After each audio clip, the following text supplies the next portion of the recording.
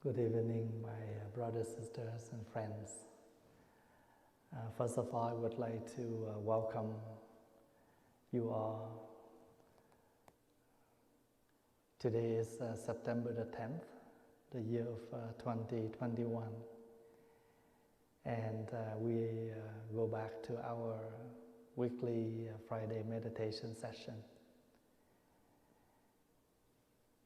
After more than a month on summer vacation, summer break, have you enjoyed your summer vacation so far? And I'm very happy to see some of the old faces, especially one of my very young students, and he is here today. And also today, Brother Andy Trung just came back from France after 2.5 years in Plum Village.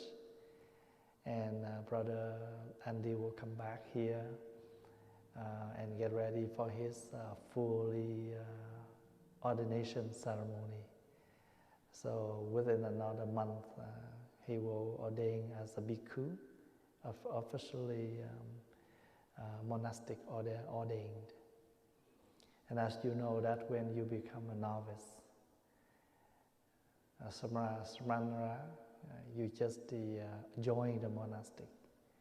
You ordain as a monastic, but you are not fully ordained as a monk or nun until you ordain as a bhikkhu or bhikkhuni. And I heard that this year the great ordination ceremony will be organized in California. So everything went smoothly, and the great ordination ceremony will be beginning of October. And Brother Andy and some of the brother and the sister will be there for the ceremony. I just came back from Victoria, BC yesterday. And the reason I was there because I paid a visit to the abbot of one of the temple in Victoria. And the abbot there, he is not well, he was sick. And I was there to visit him when he was sick, and I come back this year after his operation. And he a little bit worried for the temple because he does not have any other monks to help him to continue or to look after or to run the temple. So in order to make him happy and at ease, myself and a few other monks and nuns, we flew there to visit, and we promised that we will try our best to take turn to take good care of the temple. So he feel that everything has been set, so he can take time to relax and recover. So there are many, sometimes in life, not only when you're not feeling well or you got sick, and then you're looking for the treatment. But actually, if you reflect deeply, then you will realize one thing, that in our daily life, we have so many things to care and to afraid of. Sometimes we are afraid that we don't have a job. We don't have enough money for our payment. We worry that our son is not doing good in school, etc. So many things going on. And we need somebody to comfort us. Is that true? And sometimes we are looking for somebody or some way to talk to us in such a way that we feel okay. And that's why we are coming to see we are looking for the counselor, because sometimes we does not feel well. We have a lot of anxiety, a lot of worries, a lot of scary in us. And each of us can be like that, but each of us can be a doctor. We also can be a nurse, a doctor, to comfort somebody else. And this is the meaning of life, and this is the beautiful of life. We are the patient, but we also a doctor, a nurse. That we can, doesn't mean that the doctor will not be sick. The doctor also needs somebody to help him. And also he, the doctor, will help the others. And in a Buddhist term, we call chúng sanh. Chúng means the community.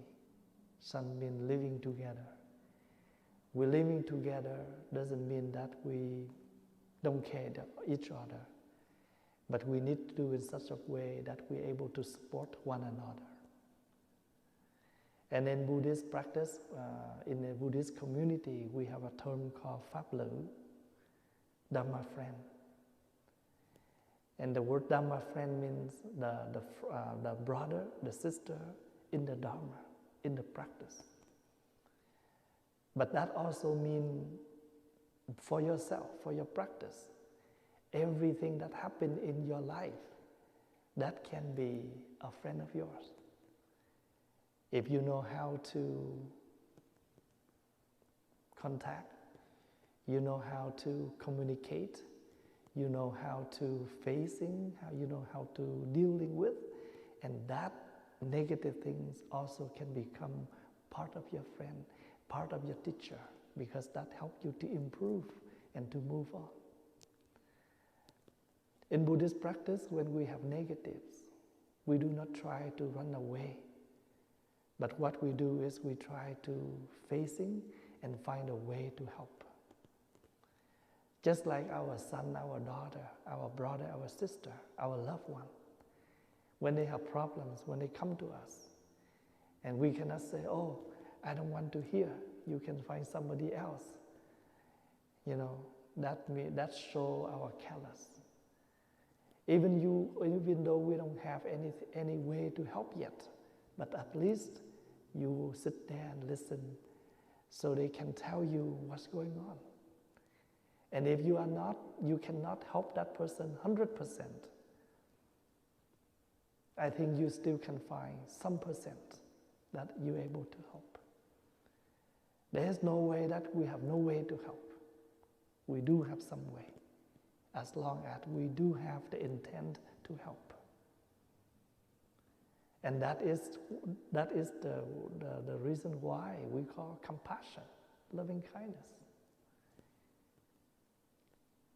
Sometimes you don't have a full cup of water to satisfy the thirsty of somebody, but you know, a small amount of water still can help that person. We cannot help that person get rid of their poor, but at least you can feed them for one meal. So if you have the loving kindness enough, you cultivate loving kindness enough in yourself, and you will have something to help the others. A few days ago, I have a chance to talk with one of our sisters, and who is not feeling well, emotional, mentally. And I told her that, in Buddhist practice, if something that happened to you, you need to find somebody to help. Just like when you were not feeling well, we need a doctor. If you fell down, the first thing you should do is call 911, because that is the number for all kind of help.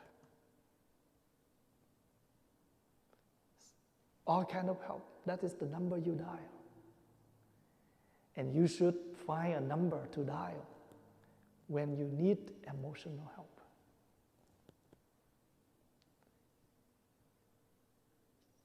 Just like in our temple, just like in our home, our community, mother can talk to her son in some matter.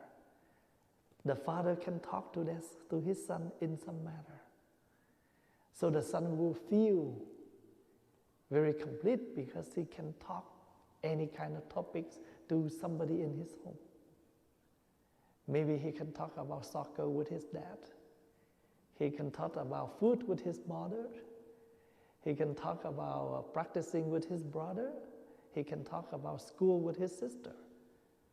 So we can talk with many people because each of us can be good at some point. Do not try to hold or control. Sometimes we say, I'm looking to the way to control something. And that means when you say controlling, it looks like you are finding a way to fight. Even us, if we go to somewhere and we don't want anyone to control us. But that's beautiful way is I can work with that person. So instead of controlling someone, why don't we try to do something in more gentle? That, I can work with that person. Once you can work with that person, you can tell them do whatever you want. Same way, you guiding them. They can do for you everything. But the way you talk to them, they feel that, it's nice to work with that person. We're working with. Even we are a boss, but we like somebody to working with us. Not somebody to be with us, but too afraid, because we are the boss. Do you see what I mean? We try to working with someone, then try to work with our emotional. Try to work with our negatives. In this pandemic time, at first we're so afraid. Everybody tried to protect in many ways. And after that, what happened? We cannot close, we cannot lock down all the time. And that will block everything. So now we open a little bit and we live with it. Now we're dealing with it. Is anyone here who have COVID? And then, the time that you are dealing with your COVID, what can you do? Is that fever, you lost your taste, your smell, everything. And you slowly working with all your sickness. And once you go through all of that experiences, you will see, you will meet nirvana. Nirvana means when you have no sickness. When you have no sickness, when you have no negatives, you are nirvana. So now, the word nirvana is very reality, very real. I arrived. So when we have negatives, instead of trying to find any way to fight with that, control with that, how can we manage? So we became a manager of a company, of a place. So we manage everything. Same way, same word. You may say, I control everything. But when we use the word control, somebody feel that not comfortable. Why you control me? Why I have to control? I can manage, I can dealing, I can facing, I can work with. Then the term we use is much better. Instead of say, I'm sick, I'm not feeling well. They already know what happened to you.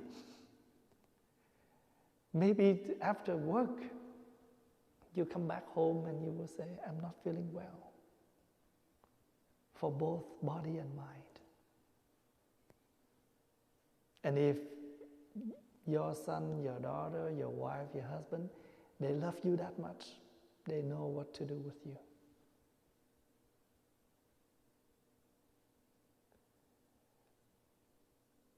So, to my practice, when something happens, I try to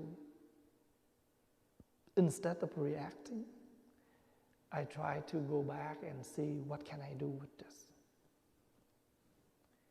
How can I talk to this person?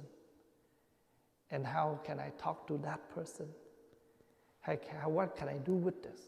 You know? Why? Because when you are the head, when you are the leader, when you are the one who manages everything from up to down, then you have to practice in that way. I say that we should practice that way.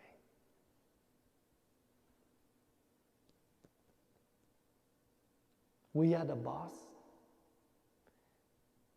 But when we work with somebody, they don't feel that. They are working with their boss. Can you see that even we are working so hard, but we still have some time to rest? But our body system, like the heart, the lung, the kidney, they don't rest at all. They are working full time, non-stop. But the more we feel uncomfortable, the more we did not treat them well. So meditation time, relaxing time is the time that you try to help your body system relax. They don't stop working. They just slow down and relax. Just like when we are driving. Some place you still driving, but you try slowly, right? So we still working, they still working, but allow them to work slowly. If we collect too much things to worry, our heart, our lung, they work so hard. Everything they work hard, day and night. And what happens if they work too much? They collapse. They collapse soon. It's the same thing if we try to, against with somebody all the time, and one day the relationship will be collapsed. Our happiness, when we start to construct the happiness, when we start to construct our family, and we are the one who have to work with all the labor there. Our wife, our husband, our son, our daughter, we are in the same house and we all can be the one who constructs and to keep this house complete and strongly, because we all need to work together.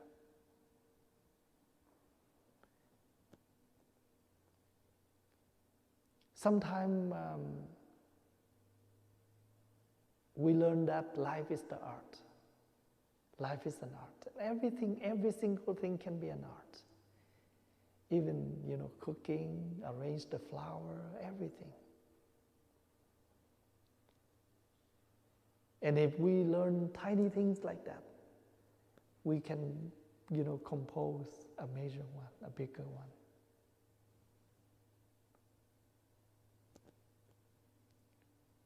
The term we use is very important too. For example, we say, you have to do this.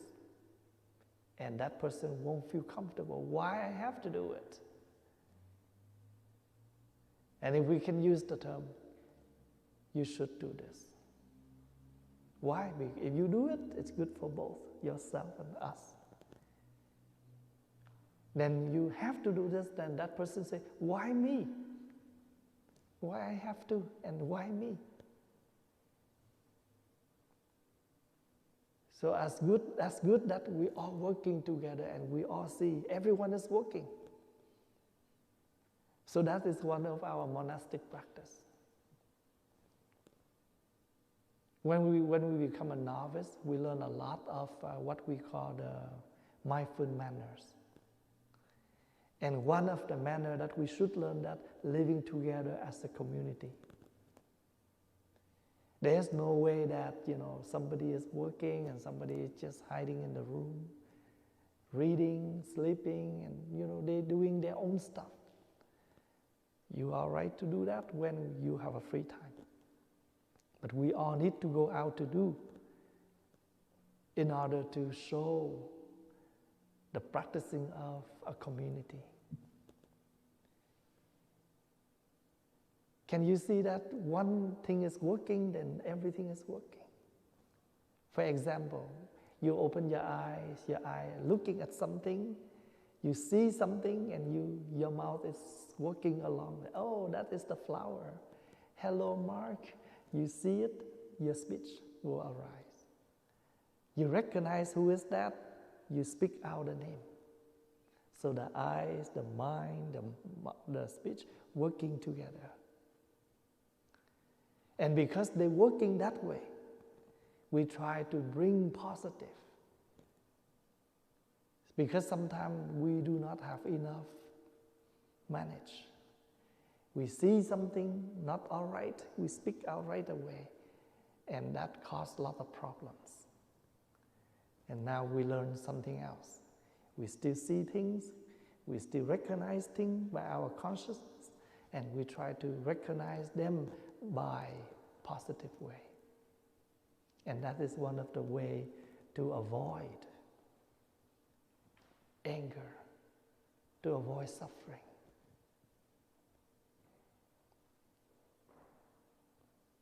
When we are not that good, then we should be, we try to avoid something that's not necessary for us to in touch. For example, in this period of time, we won't go out if not really necessary to go out. And last year, we only do grocery a specific time. We keep distance because we don't want, to bring virus to somebody, or somebody can bring virus to us. If time to do that, then we have to do that. Same thing. If sometime we need to spend time, keep distance with somebody that we know that person cannot bring us healthily for our feeling. They don't bring any joyful, then we don't hate them. We don't hate them. We don't try to, throw them away. But in this period of time, I know that I don't have a good feeling with you. So I should stay in my distance. I keep distance in order to protect my anger and also to protect our relationship. If we don't feel connect, then we can stay away. There's no way, there's nothing that we need to fight, to argue, to fighting. Be gentle. If you don't feel that person can be a friend, then we can keep distance. We can say hello, we can, once a while we can see each other, but there's nothing to keep, to get to the close relationship. The Buddha taught us there are few ways to protect your suffering. Suffering is something that already happened. Now, what can you do to protect, to help your suffering to be calm and to be healed? Just like when we are sick, when we have flu, when we have fever, we need to find a spot that we can quarantine. Make sure we have time enough to rest and get over our sickness. And make sure we don't spread out to anyone. When you are not happy, make sure you keep yourself in somewhere that you don't spread out this negative to somebody. And one of the ways, keep the distance. Keep the distance doesn't mean we hate that person, okay? But we know how to protect for each other. I know that sometimes I cannot manage enough my anger, I may explode. And once I explode, we both injure. So make sure I don't want this happen. So please help me understand my situation.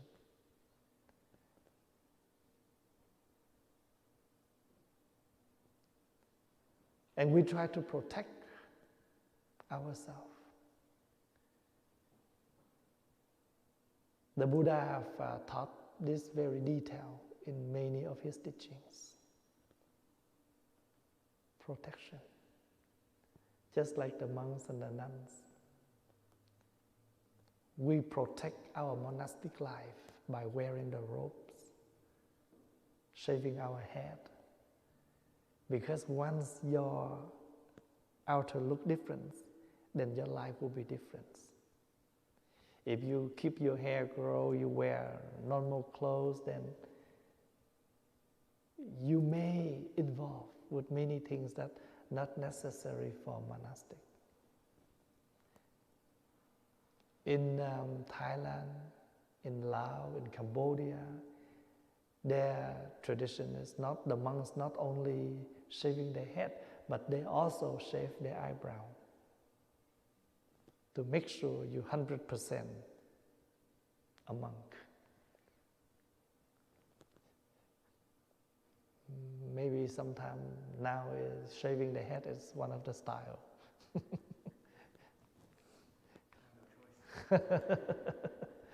So if we want to inform who is the real monk, we should shave our eyebrow. Because you may shave your head, but you won't do not dare to shave your eyebrow. Only among us. Why? You throw away everything. Your good clothes, your good life, everything. Then you accept the life of a beggar. You accept the life of a beggar. We are arming the food to remind us you are begging the Dharma from the Buddha to nurture your mind. You are arming the food to nurture your physical body. So every day you nourish by both the Dharma and the edible food. And that is because you are arming. You are poor. Then nothing for you to keep.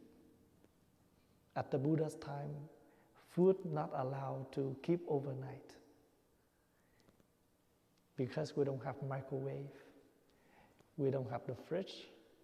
So in order to protect our good health, the Buddha only allow us to finish the food in one meal. If you think you cannot finish, you can share. But make sure you don't keep overnight, because that's not safety for your stomach, for your physical body. And you know what does that mean too? If anything that's negative, if anything is not necessary for you to keep, you keep the more you keep, the longer you keep in your mind, the worse for yourself. Let's say I hate somebody. And if I keep that for 1 night, 2 nights, 1 month, 3 years, then what happened to myself? I'm very suffer. So make sure you know that anything that is negative, let it go. Don't keep it even over a night. Remember when we learn Buddhist teachings, we always take 2 things. The words and the meaning. The ritual and the symbol. For example, what is the symbolize of joining your palms? What is the meaning of wearing the brown robe? Why don't you wear black, purple, red? Why you choose brown? So every single thing they contain the deep meaning. Do not keep the food overnight. Do not keep your negatives overnight. If you know this is not nice, not good, why you keep it too long? You should find a way to let it go.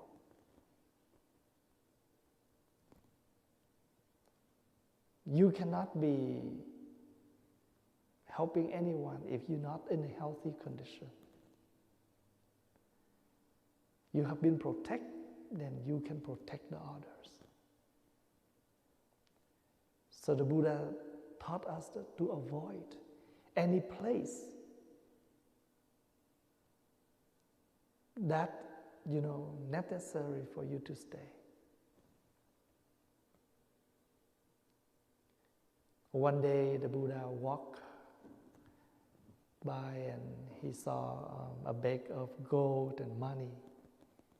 And the Buddha point to that bag and told Ananda, that is the snake, a big snake. So there was another man walked by and heard that. He curious, is that the real snake? So when the Buddha passed by and he came and he looked at that bag and he hold the bag up. He said, may the Buddha get old. This is the bag of gold, why he called a snake? While he hold that bag, the police came and wrapped him because that is the bag of gold was stolen from another house. And they thought he is a stealer. So they brought him back to the jail. So while he stayed in the jail, he realized why the Buddha called that is the bag of snake. If something is not yours, and remember the possession, and if that is not belong to you, and you overgreed with that, and that will become something to harm you. So the Buddha also advised us. One of the happiness that we should practice is take enough for yourself. Don't take more than you need. Take what you need better than take what you want. Because remember, you need is limited. What you want is unlimited. And because we just grab a lot of things we want, and one day we have full house of things that we don't need, right? And sometimes we go back and we look back to ourselves and how much things we grab and we make them stay inside of us too long. Sometimes we collect a lot of stories from people, who is good, who is bad, who is rich, who is poor. But finally, the question is there anything related to us? If they are poor, they are rich, they are good, they are bad, are they related to you, to us? No. But why they stay with us too long? And we become full mind of unnecessary things. And that is the reason why we cannot meditation. When we sit down, too many things going on. So now, we need to learn meditation in order to reflect only one thing at a time. Just like earlier, Brother Michael shared with us. That is the guidelines. You can use that for your meditation daily. This is my in-breath. This is my out-breath. Try to focus to what's happened right in the present moment. And try to focus one thing at a time. And remember, when we practice meditation, doesn't mean we try to clear up everything from our mind. But we try to working with one thing at a time. Meditation means we're able to stop on time and reflecting deeply what we're supposed to do. Stop on time. We almost get angry, stop on time. I'm lucky. I did not overcome my anger. So if I'm too angry, I may explode. I may say a lot of things that hurt my loved one. The wound from your skin can be healed, but the wound in your heart is very hard to heal. And maybe after, look like they heal, but that will stay there. They come back once in a while. Very important. That's why we try not to do something for the young children to see, because that stays in there too long. And that does not help the children, the young children at all. Our mind is the same. Sometimes things stay very strong, very firmly, very hard to take it out from the mind. So if we feel that we are not yet okay, then we try to stay away from things, just like the monks. We stay in the temple instead of staying in a regular house. Because when you stay in the temple, the environment of the temple is the environment of the practice. You don't have a chance to involve with any other environments. And if you in touch with other environments and nobody there to help you, you easily can be attracted and you will be pulled out easily.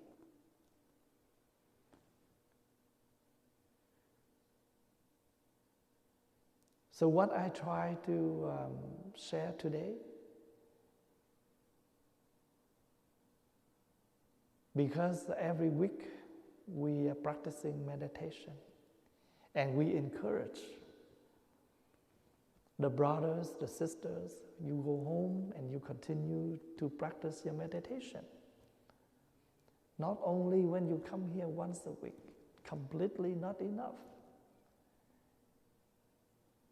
Because meditation is the food for the mind, just like we take food for the body. We take 3 meals a day for the body, but we have no meals for the mind. That it will be the unbalance. And one thing is unbalancing, danger. Second thing, I want to inform that no one us here, that we have no difficulties that happen in daily life. But what we learn is to be there for our difficulties.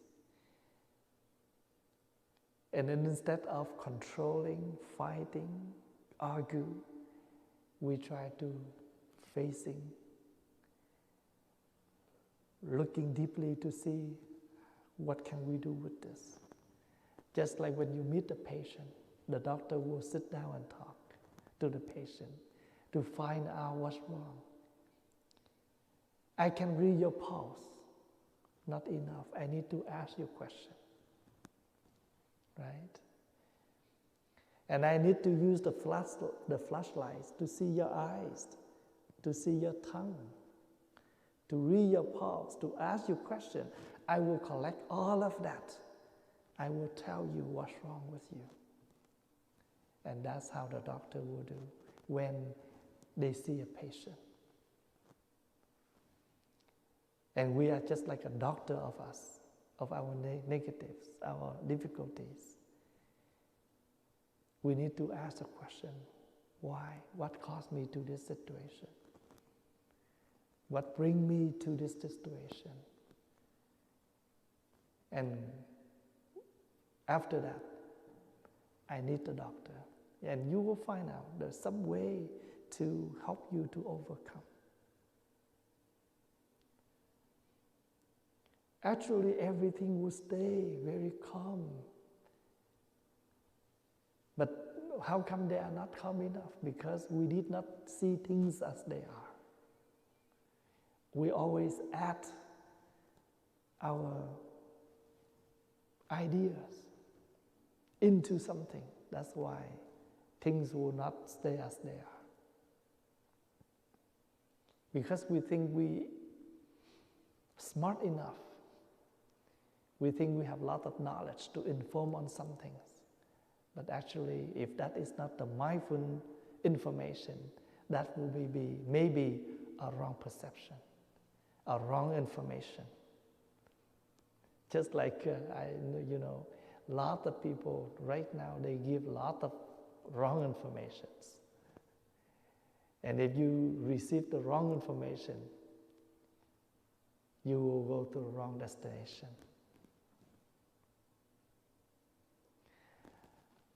For example, I have 3 ladies. They're from Toronto to visit their cousin in Calgary. And they wish to come to Edmonton so they can visit our temple, visit Thay, etc. So one day they arrived to West Edmonton Mall. And they say, "Oh, can you please check Thay's address so we can come and see him?"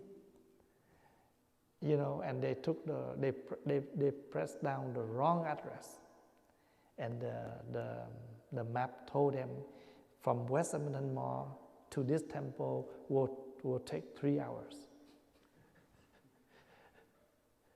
And they say, "Oh, too far, we cannot go there, too far." So their purpose to Edmonton is to visit Thay and the temple. But because they have the wrong address, by accident they press maybe 11328, instead of that they say 11238 or whatever, and that took too long. So they so sad, they go back to Calgary and then fly to Vancouver. And one day, yesterday, they learned that I was in Vancouver. So they came over and visited me. So sometimes, we have a wrong information just nearby. We still cannot find it, right? So make sure we have the right information.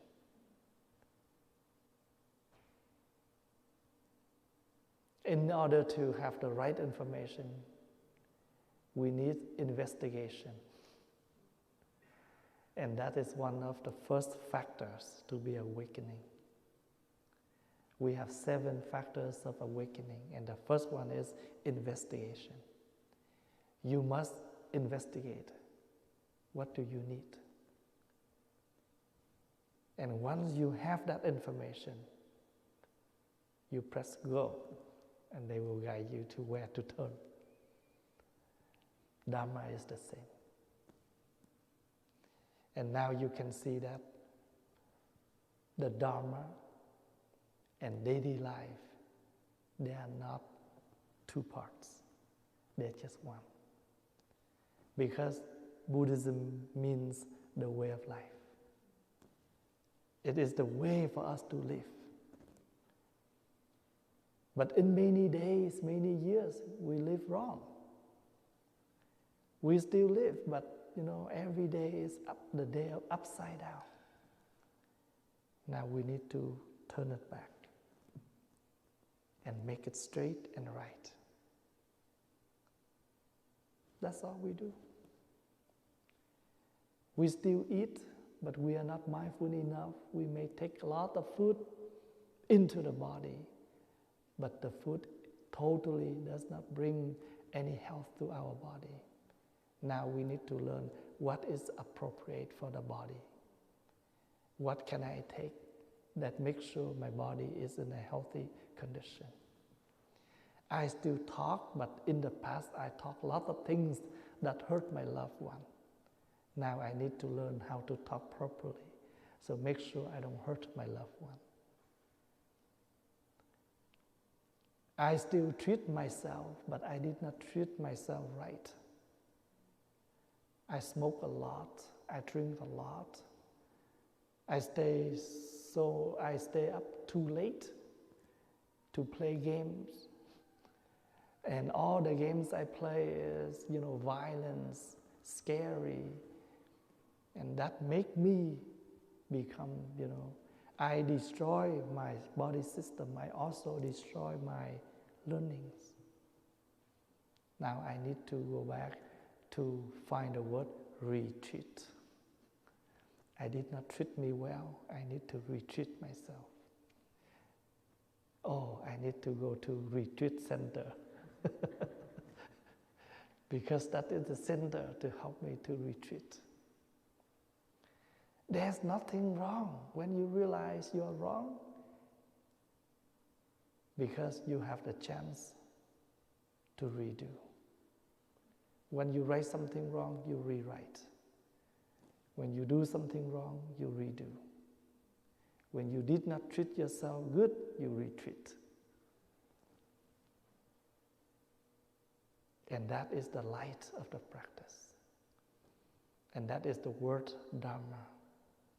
Dharma means the truth. You're looking for the truth. Even you love somebody, you want to find a true love. Then why we cannot find the true way to live? Because when you cannot find the true way for yourself, of course, you have no one around you. Even they are true, but you are not true. Then you will bring a lot of wrong methods to treat them, to hurt them, to damage them. And one day, once they are so much damaged, they will damage you back. And we are climbing on the ladder of suffering each other. We don't want that to happen.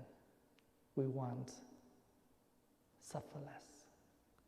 And first of all, we help ourselves, and we try to help others. And that is the meaning of Buddhism. You are not coming for religion, for faith, for blessing. You're looking for the way to live right. So once you can find a way to live right, what a bless. Now is really a bless. Thank you for your time, your listening.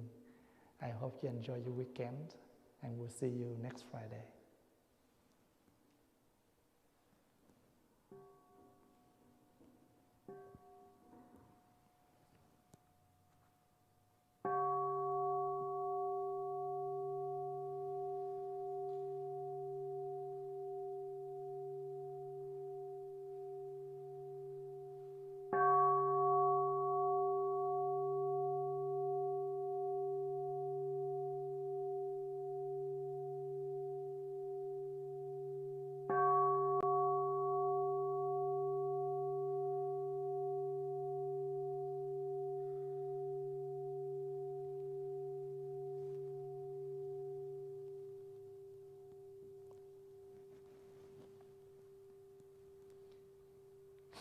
Please massage your legs.